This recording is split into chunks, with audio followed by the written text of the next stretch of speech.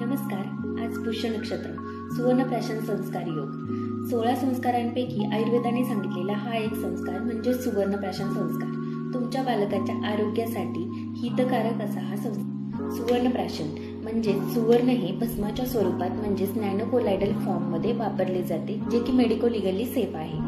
त्यामध्येच बुद्धिवर्धक औषधे जसे की वचा, ब्राह्मी, शंखपुष्पी ही वापरली जातात. तसेच बुद्धिवर्धक औषधांनी सिद्ध केलेले तूप आणि मध एकत्र करून त्यावर मर्दन संस्कार केला जातो.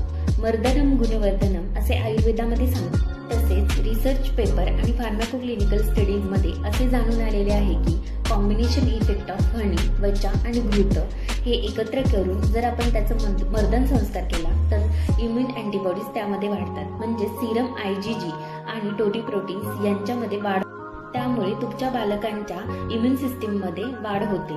तसेच व्याधीक्षमत्व वाढल्यामुळे बालक वारंवार आजारी पडण्याचे प्रमाण नक्कीच कमी होते.